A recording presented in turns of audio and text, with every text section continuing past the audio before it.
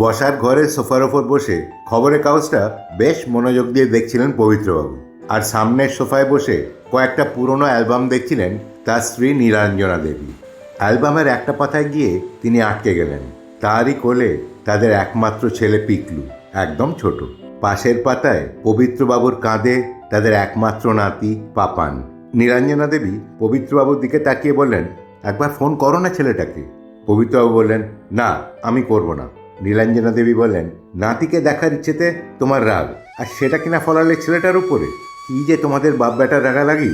এখন দেখো তো, দেখা তো দূরের কথা, 6 মাস ধরে ফোনেও গলাটা শুনতে পাই না। তুমি তো বাবা, তুমি তো ফোন করে অভিমানটা একটু ভাঙাতে পারো। পবিত্রবাবু, কেন ও একবার ফোন করতে পারে না?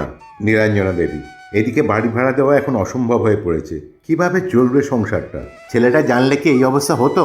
পবিত্রবাবু বললেন, আমার পিপিএফের টাকাটা আটকে গেছে, দেখি কি করা যায়। তাছাড়া আমি একটা কাজের চেষ্টা করছি, কিছু একটা হয়ে যাবে, চিন্তা করো না। আর তোমার দরকার হলে তুমি ফোন করো না। নীলাঞ্জনা দেবী ছেলেকে ফোন করলেন। পিকলুর ভালো নাম সমীর। পিকলু ফোনটা ধরল। হ্যালো মা, কেমন আছো তোমরা? তুই এত ব্যস্ত হয়ে গেছিস যে একবার ফোন করে খবর পর্যন্ত নিস না। পিকলু, কেন? বাবাই তো বারণ করেছে, বলে দিয়েছে আসতেও হবে না, ফোনও করতে হবে না। নীলাঞ্জনা দেবী, সে তো তোর বাবা তোদের দেখতে না পেয়ে বলেছে, এত রাগ করতে আছে বাবা? পেছন থেকে পবিত্রবাবু বললেন, ও যদি না আসতে পারে অন্তত বৌমাকে আর নাতিটাকে পাঠিয়ে দিতে বলো। ওদের দেখতে গেলেও কি এখন পারমিশন নিতে হবে নাকি? সমীর একটু চুপ করে থেকে বলল, মা আমি এখন রাখছি, অফিসে আছি, রাতে ফোন করব।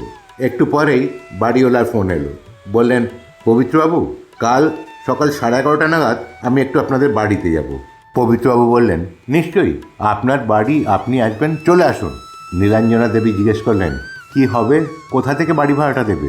পবিত্রবাবু বললেন, দেখি, কিছু একটা ব্যবস্থা করতে হবে।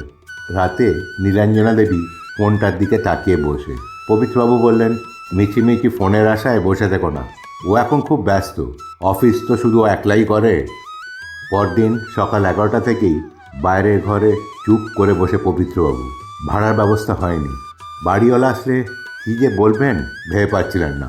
পাশে নীলাঞ্জনা দেবী, তিনি হয়তো কিছু করতে পারবেন না, কিন্তু সব সময়ের মতো পবিত্রবাবুর সঙ্গে তিনি থাকবেন। 11:30 বাজল। দরজায় কলিং বেলের আওয়াজ। একটু চমকে উঠে নীলাঞ্জনা দেবী আস্তে আস্তে গিয়ে দরজাটা খুললেন। কিন্তু এ কি, তিনি কি স্বপ্ন দেখছেন? সামনে তার একমাত্র ছেলে, বৌমা আর নাতি। কোনো কথা হওয়ার আগেই দাদু বলে দাদুর কোলে ঝাঁপিয়ে পড়ল পাপান। পবিত্রবাবু, দাদু ভাই বলে জাপড়ে ধরলেন নাতিকে। তার শরীরে এতদিনে যেন প্রাণ ফিরে এসছে। সমীরও বৌমা মাকে প্রণাম করল। সমীর জিজ্ঞেস করলো, মা, হেড অফিসের রাগ কি একটু কমেছে? নীলাঞ্জনা দেবী বললেন, দেখ না, নাতিকে এবার কাঁধে তুলছে, এবার সারা বাড়ি ঘুরে বেড়াবে। ওরা ভেতরে গিয়ে বসার আগেই আবার কলিং বেলটা বেজে উঠল। বাড়িওয়ালা এসছেন। মুহূর্তে মুখগুলো শুকিয়ে গেল পবিত্রবাবু আর নীলাঞ্জনা দেবী। বাড়িওয়ালা কিন্তু সমীরের দিকে তাকিয়ে বললেন, বাবা সমীর, এ নাও তোমার কাগজপত্র, সব রেডি। সমীর বলল, আঙ্কেল আসুন, বসুন। আর টাকাটা ট্রান্সফার হয়ে গেছে তো?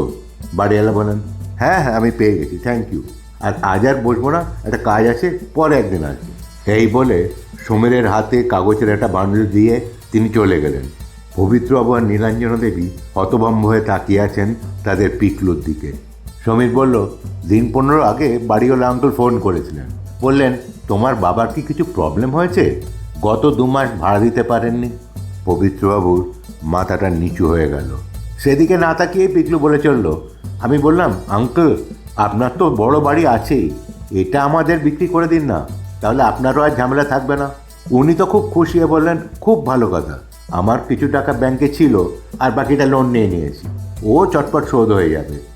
এইবার কাগজগুলো পবিত্রবাবুর দিকে এগিয়ে বললেন, এই নাও বাবা তোমাদের কাগজ, বাড়িটা এখন থেকে তোমাদের নামে। পবিত্রবাবুর চোখে জল আর থামছে না। তাকে জড়িয়ে ধরে পিকলু বলল, আমি বাড়ি ছেড়ে চলে গিয়েছিলাম, কিন্তু তোমাদের ছেড়ে চলে যায়নি। আজ এই পর্যন্তই। পরের ভিডিওতে আবার আপনাদের সঙ্গে দেখা হবে। ভিডিওটা দেখার জন্য ধন্যবাদ। ভালো লাগলে প্লিজ সাবস্ক্রাইব, লাইক ও অন্যদের সঙ্গে শেয়ার করবেন। ভালো থাকবেন, সুস্থ থাকবেন, ধন্যবাদ।